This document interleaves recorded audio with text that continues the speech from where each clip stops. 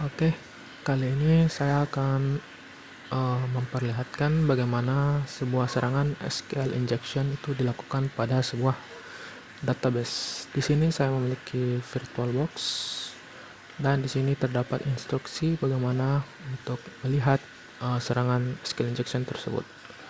Baik, pertama-tama kita akan buka terminal terlebih dahulu dan kita masuk ke file lab support.files. Di sini ada sqllab.pcip. Kita akan buka dengan menggunakan Wireshark.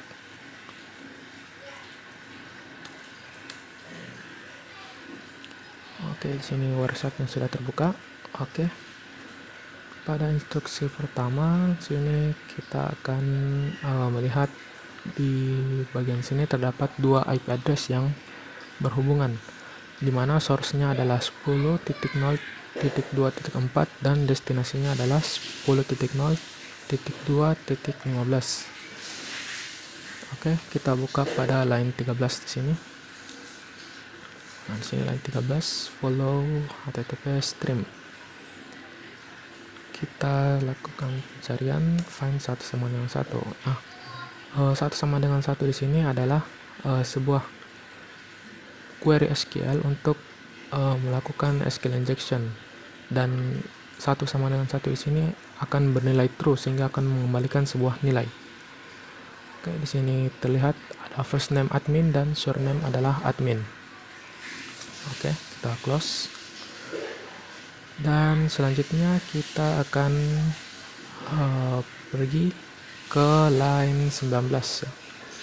Oke, kita hapus filternya di line 19 di sini. Lalu follow HTTP stream. Query yang sama satu dengan satu. Nah, di sini kita lihat bahwa si threat actor itu akan melakukan select pada database dan user. Di sini informasi yang akan ditampilkan adalah database dari sistem atau server yang digunakan dan user yang login pada yang memiliki database tersebut. Nah, di sini di bagian akhir kita bisa lihat nama database-nya adalah dvwa dan user yang digunakan adalah root at localhost. Oke, seperti itu. Lalu kita close, kita hapus filternya, dan selanjutnya kita lihat pada line ke 22. Line 22 ada di sini. Lalu follow HTTP stream, kita find satu sama dengan satu. Oke.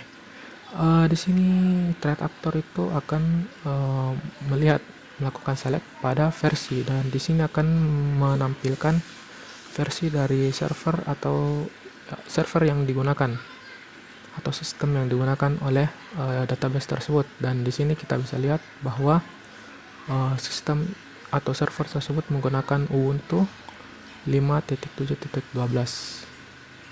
Oke. Selanjutnya kita lihat instruksinya. Oke, di line 25. Di sini kita lakukan hal yang sama.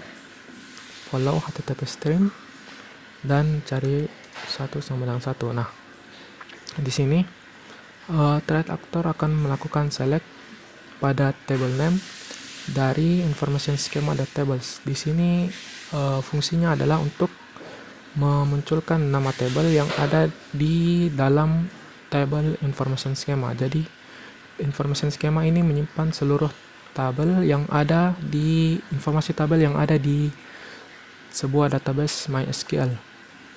Dan biasanya untuk threat actor itu mencari table dengan nama users. Kita akan search. Nah, di sini ada table users. Dan juga ada table guestbook. Oke, kita lihat di sini what would the modified command. Bagaimana apabila user atau threat actor itu melakukan command SQL injection ini. Nah, ketika threat actor menggunakan SQL injection command query SQL injection ini, maka dia akan menampilkan kolom name dari kolom information schema dengan ketentuan dengan kriteria table name-nya adalah user, sehingga akan memunculkan kolom pada table user. Dan biasanya pada table user ini terdapat kolom password dan username. Dan selanjutnya kita akan pergi ke line 28, lalu hal yang sama itu follow HTTP stream.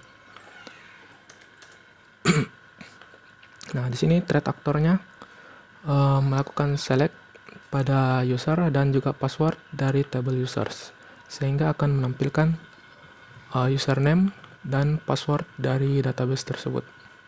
Di sini kita bisa lihat ada username admin dengan password yang telah di-hash. Jadi password yang disimpan dalam database ini di-hash dalam bentuk seperti ini. Di sini user mana yang menggunakan hash 8D3533 dan seterusnya. Di sini kita bisa lihat user dengan password 8D353 dan seterusnya adalah user dengan username 1337. Di sini kita akan menggunakan crack station untuk melihat password tersebut. Tapi di sini saya akan menggunakan terminal. Jadi yang pertama adalah kita akan menyimpan password tersebut ke dalam sebuah file bernama hash, dan kita akan cek hash tersebut termasuk dalam algoritma apa.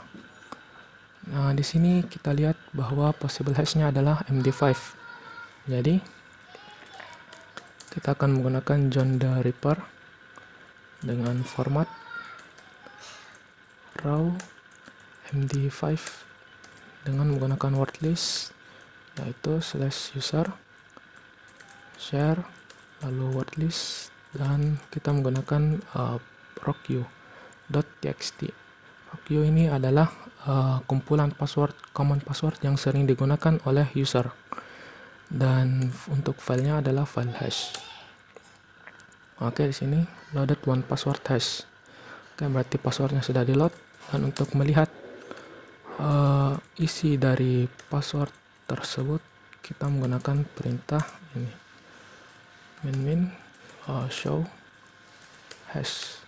Nah, di sini password yang digunakan untuk hash tersebut adalah Charlie. Oke, jadi password dari user 1337 ini adalah Charlie. Nah, mungkin kita bisa close ini. Oke, untuk pertanyaannya, apa resiko yang didapatkan dengan platform yang menggunakan SQL language? Tentunya seperti yang kita lihat tadi, bahwa sebuah platform dengan menggunakan SQL language itu akan rentan terhadap serangan SQL injection. Yang kedua, kita melakukan pencarian untuk bagaimana cara mencegah sebuah SQL injection. Sini kita akan cari cara mencegah serangan SQL injection. Nah, sini bisa kita lihat bagaimana cara mencegah sebuah SQL injection. Nah, di sini ada banyak. Yang pertama yaitu mengatur input validation seperti ini, lalu menggunakan parameterized query seperti ini, memisahkan database username dan password, memasang filter untuk input meta karakter, dan bisa juga dengan memasang WAF dan IPS. Mungkin hanya itu yang dapat saya sampaikan. Terima kasih.